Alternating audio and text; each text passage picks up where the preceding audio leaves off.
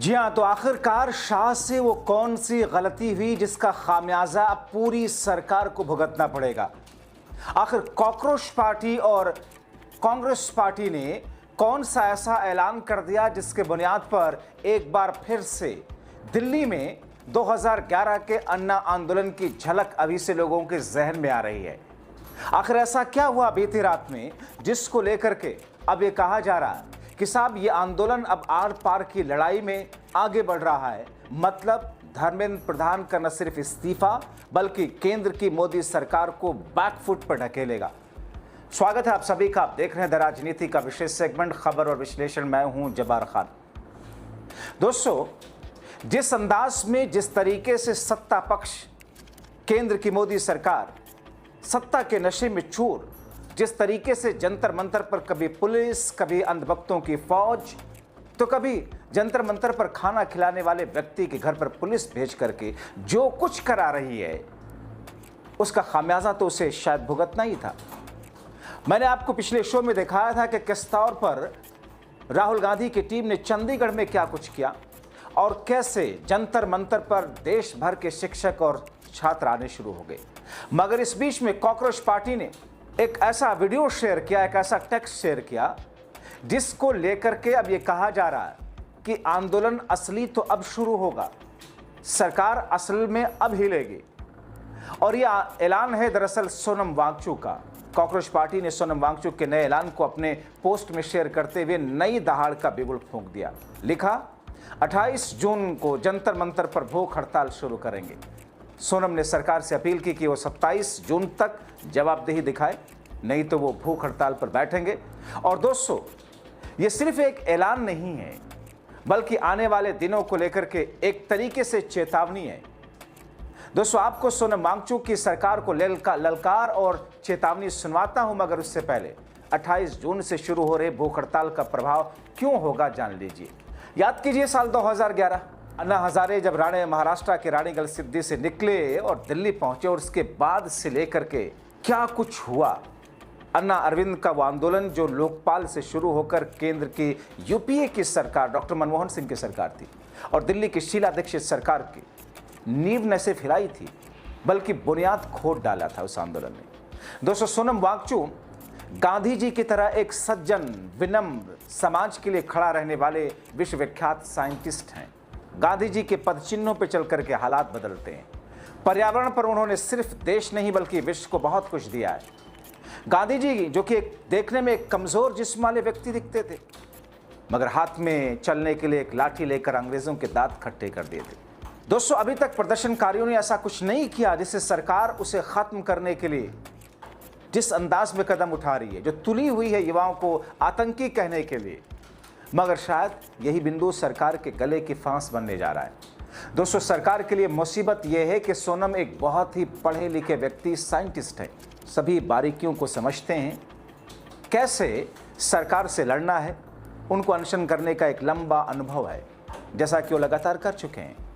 आपने देखा बीते दिनों यही तो कारण था, जब लद्दाख में उनका आंदोलन चल रहा था, सरकार डरी घबराई, उनको उठाकर जेल में डाल दिया था। आइए आपको सुनवाता हूं कि सोनम वांगचुक ने अब इस सरकार को क्या ललकारते हुए चेतावनी दी। नमस्कार चूले, मैं अभी हूं जिनीवा शहर के जंतर मंतर पर, यानी कि जो यूनाइटेड नेशंस है उसके आगे का पार्ट, जहां पर यहाँ प्रदर्शन करने की पूरी अनुमति होती है किसी को भी। और आप देख रहे हैं पूरा खुला है और पीछे यूनाइटेड नेशंस का दफ्तर और फिर ये ब्रोकन चेयर जो कि एक सिंबल है अधिकारों के लिए संघर्ष का और जहां जरूरत हो कॉम्पनसेशन के लिए।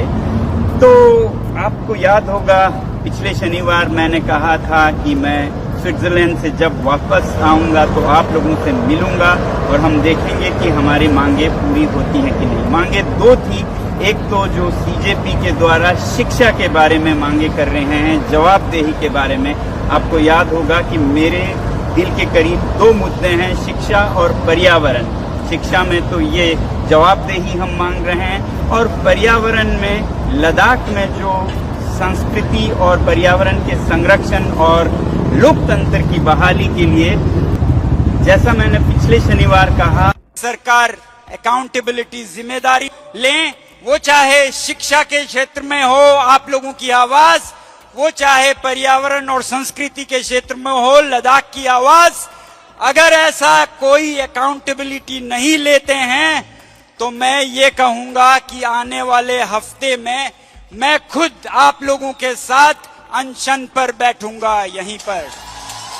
दोनों मुद्दों में से एक पर भी कोई जवाबदेही नहीं दिखाई जाती है तो शनिवार खत्म होते रविवार से मैं अनशन पे जाऊंगा। इनमें से एक पर भी मानी जाती है, जवाबदेही ली जाती है तो फिर मुझे अनशन नहीं करना पड़ेगा। कम से कम एक मुद्दे को सुलझाया जाए। और इसी के साथ मैं आप सभी से जिनीवा के जंतर मंतर से संवेदना जताते हुए विदा होता हूं। जल्द ही रविवार को आप लोगों से मिलूंगा। जय हिंद।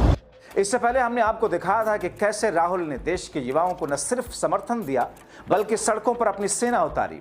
और ये इसलिए भी हुआ क्योंकि राहुल की प्रतिज्ञा है युवाओं के अधिकार को वापस दिलाना।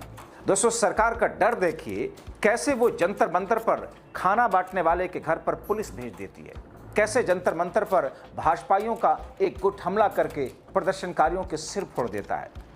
आपको मैंने अपने वीडियो में दिखाया था कि कैसे राहुल की सेना ने चंडीगढ़ में शिक्षा मंत्री को घेर लिया और उनके काफिले को रोक लिया।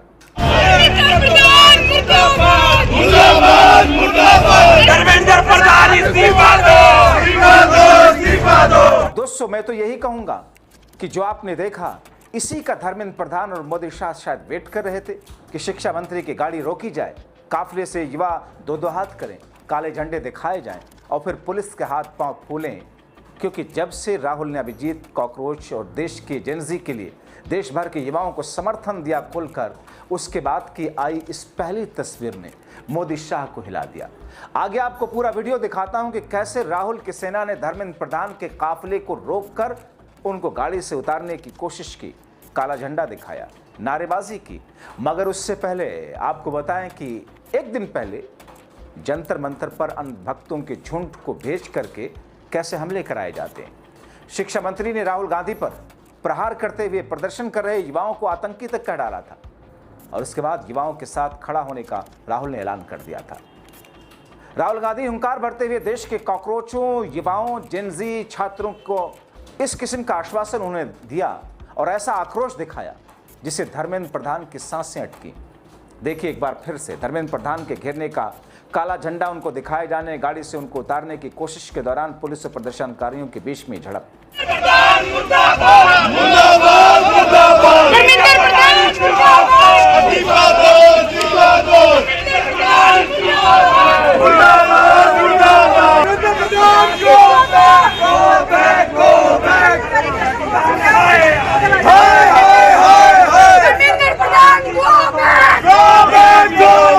दोस्तों, राहुल गांधी ने धर्मेंद्र प्रधान और मोदी शाह पर प्रहार करते हुए कह दिया। एक्स पर क्या लिखा है, एक लंबा चौड़ा पोस्ट लिख करके, जैसा कि पिछले शो में आपको बताया था, एक बार फिर से देखिए उसको, कि सत्ता के अहंकार में डूबी मोदी सरकार अब इस मुकाम पर पहुंच गई है कि अपने अधिकारों, निष्पक्ष परीक्षाओं, सुरक्षित भविष्य की मांग करने वाले छात्रों को ही शिक्षा मंत्री आतंकवादी कह रहे हैं। जरा सोचिए, जिसके नाकामी से इतने पेपर लीक हुए, जिसके राज में 20 बच्चों ने जाने दी, जिसने करोड़ों युवाओं का भविष्य अंधेरे में ढकेल दिया, वो आज पीड़ित बच्चों और उनकी आवाज उठाने वालों को दहशतगर्द बता रहा है। पर यह कोई नई बात नहीं। अन्नदाता किसानों को आंदोलन जीवी और परजीवी कहा, सवाल पूछने वालों को एंटी नेशनल कहा और अब युवाओं को दहशतगर्द। जो भी सरकार से सवाल पूछे उसे देशद्रोही बता दो। यही इनकी पूरी राजनीति है। धर्मेंद्र प्रधान जी, देश के करोड़ों युवाओं से तुरंत माफी मांगिए और अपनी नाकामियों के लिए इस्तीफा दीजिए। और रही मेरी बात, आप मुझ पर जितने चाहें हमले कर लीजिए। मैंने कोटा में कहा था और फिर कहता हूं, यह शिक्षा व्यवस्था आज सिर्फ एक वसूली तंत्र बन गई है। मैं इसे ऐसे नहीं रहने दूंगा। हर बच्चे को सस्ती, अच्छी शिक्षा और निष्पक्ष परीक्षा मिले, इस आवाज को उठाने में कभी बंद नहीं करूंगा।